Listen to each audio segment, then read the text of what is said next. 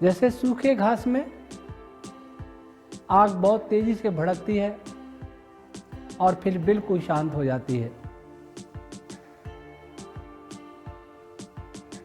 नाबालिग बच्चियों से दुराचार के लिए, दुराचार रोकने के लिए संसद ने कानून बनाया था जिसमें अपराधी को मृत्युदंड का प्रावधान था। लेकिन बालिग के लिए ऐसा कठोर कानून नहीं था। यह समझ में नहीं आता कि बालिग और नाबालिग का यह भेद क्यों किया जाता है। और दूसरा, यह भी एक विचारणीय तथ्य है कि उस कानून बनने के बाद क्या देश में इस प्रकार की घटनाएं रुकी?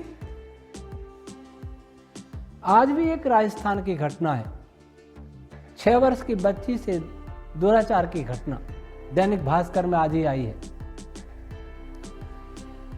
उस कानून बनने के बाद अब तक कितने लोगों को मृत्युदंड मिला, यह विचारणीय प्रश्न है। इससे भी अधिक विचारणीय यह है किस प्रकार के अपराधियों को त्वरित दंड क्यों नहीं मिलता। हमारी न्याय व्यवस्था इतनी सुस्त,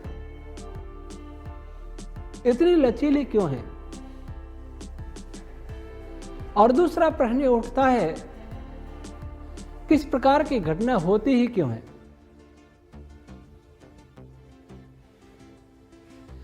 जिस देश को हम धर्म प्रधान कहते हैं, जिस देश में कथाओं में, कुंभ के मेलों में, अन्य धार्मिक मेलों में, मंदिरों में, मस्जिदों में, चर्चों में, गुरुद्वारों में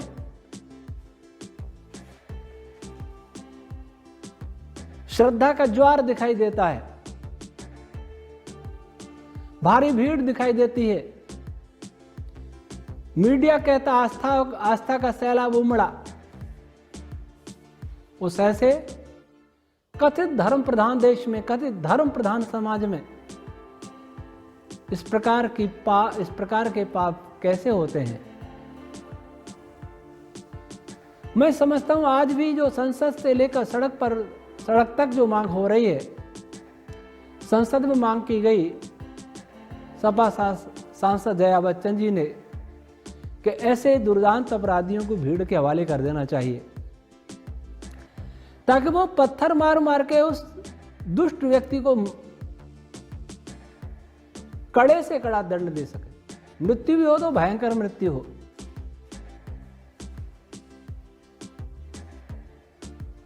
निश्चित ही ऐसी मांग पर अभी तो कोई कुछ नहीं बोलेगा, लेकिन ऐसा कभी हुआ भी तो मानवाधिकारवादी तुरंत सक्रिय हो जाएंगे। एक महिला को बलात्कार करके जीवित जला दिया जाता है, कहीं सुनने में नहीं आता कि मानवाधिकारवादी संगठन भी खड़े हों। आतंकवादी किसी को मार देते हैं, सैकड़ों को मार दिया, फिर भी मानवाधिकार कार्यकर्ता नहीं आते। लेकिन जब भी किसी अपराधी को दंडित किया जाता है, मृत्युदंड दिया जाता है, फांसी दी जाती है, तो मानवाधिकारवादी तुरंत सक्रिय हो जाते हैं। ऐसा लगता है वो मानवाधिकारवादी नहीं बल्कि दानवाधिकारवादी हैं।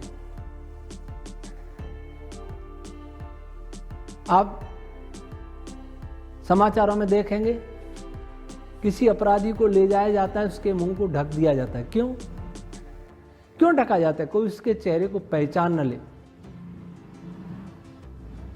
कोई उसे समाज में नीचा न देखना पड़े। ऐसा क्यों? ऐसे अपराधी को क्यों सम्मान मिलना चाहिए? ऐसे अपराधी की पहचान, उस चेहरे को क्यों छुपाना चाहिए? सांसद जया बच्चन ने कहा कि भीड़ को सौंप दो, यह मांग पूरी तरह उचित है। लेकिन हमारा संविधान, हमारा कानून, हमारा शासन क्या करता है? ऐसे दरिंदों को बचाने के लिए सैकड़ों पुलिसकर्मियों को लगाया जाता है सुरक्षा के लिए। इतनी सुरक्षा उस बेचारी महिला की होती तो उसके साथ ऐसा नहीं होता। जिन्होंने दानवता को भी शर्मसार किया, मानवता को नहीं, दानवता को भी जिन्होंने शर्मसार किया, उनकी सुरक्षा के लिए सैकड़ों जवानों को तैनात किया जाता है। उनका जेल में आतिथ्य किया जाता है। तो क्या ये घटना रुकेंगी?